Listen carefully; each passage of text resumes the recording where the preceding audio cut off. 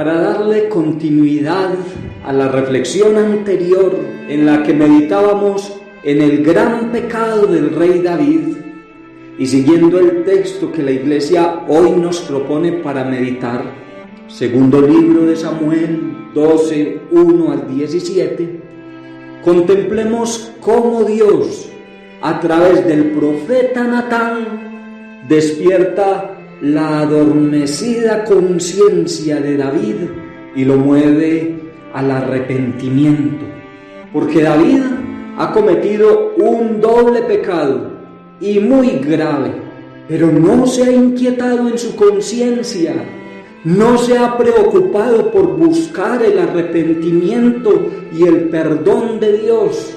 Hasta el momento, su única preocupación ha sido encubrir su pecado, y es lo que le pasa al hombre de hoy. En lugar de buscar el sacramento de la reconciliación, en lugar de arrepentirse y buscar el perdón de Dios, se afana en encubrir su pecado. Siendo esta la situación del rey David, Dios envía al profeta Natán para que despierte su conciencia adormecida.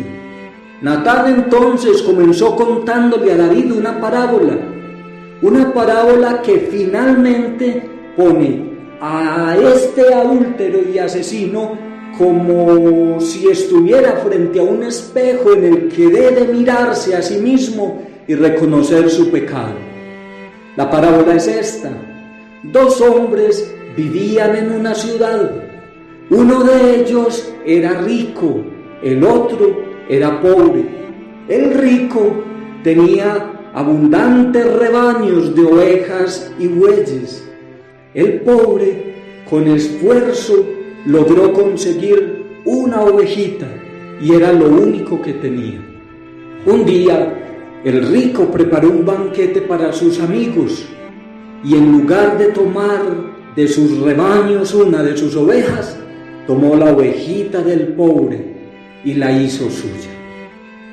David, después de escuchar esta parábola, se llenó de ira y exclamó: ese hombre merece morir y debe pagar lo que ha hecho. Lo irónico es que David no sospechó que Natán se había inventado esta parábola para recriminarle su adulterio con Betsabé y el asesinato de Urías. Entonces, solo después de su indignada respuesta, fue cuando Natán le dijo: ese hombre eres tú. Entonces, solo en ese momento, el rey pudo comprender la gravedad de su pecado y se movió al arrepentimiento.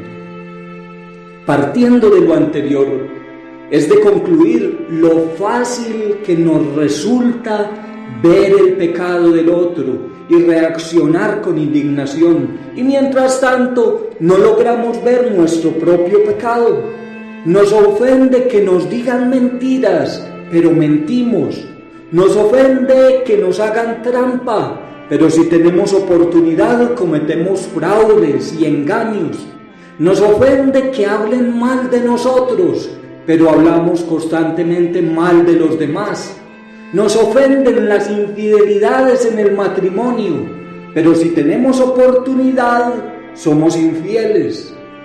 Qué ciegos somos nosotros para reconocer nuestros propios pecados, tan ciegos como el rey David cuando se enojó con aquel hombre que supuestamente se metió con la ovejita del pobre y no cayó en cuenta de que él se había metido con la mujer ajena. ¿Qué se puede concluir de lo anterior? Yo personalmente concluyo que David ha perdido la conciencia del pecado. Entonces, al contemplar en David una conciencia cauterizada, una conciencia sin remordimiento de pecado, al contemplar esa conciencia adormecida, resuenan en mi pensamiento aquellas palabras que hace unos años expresaba su santidad Pío XII.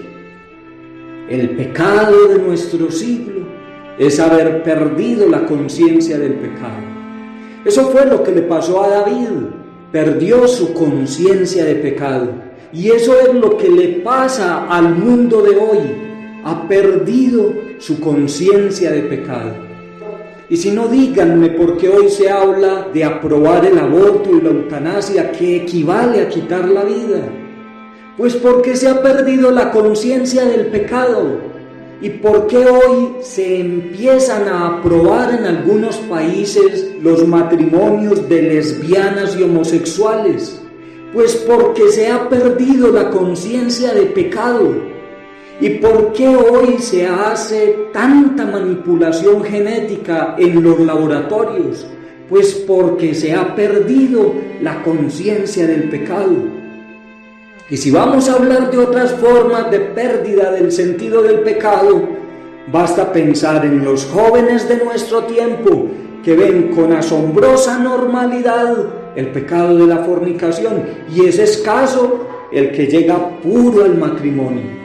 Y hablando de la pérdida del sentido del pecado, también podemos pensar en uno que otro comerciante que no se inquieta en su conciencia cuando abusa en los precios que ponen los productos que él vende. Y hablando de la pérdida del sentido del pecado, basta mirar a aquellos católicos que ven con tanta normalidad mezclar sus oraciones y su fe en Dios con toda clase de supersticiones.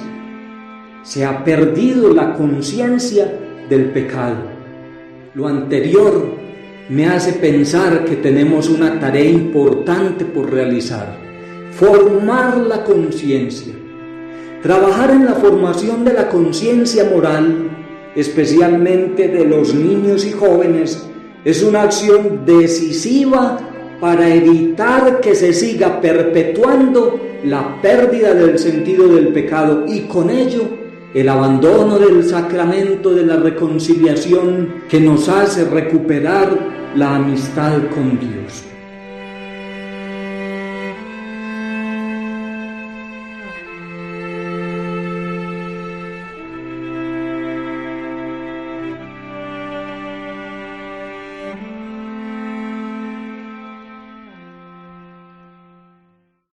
Que ponen los productos que él vende.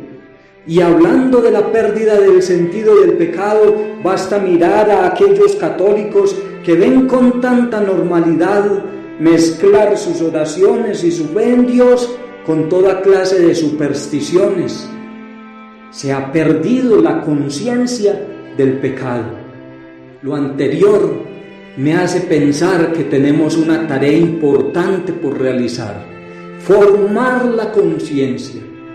Trabajar en la formación de la conciencia moral, especialmente de los niños y jóvenes, es una acción decisiva para evitar que se siga perpetuando la pérdida del sentido del pecado y con ello el abandono del sacramento de la reconciliación que nos hace recuperar la amistad con Dios.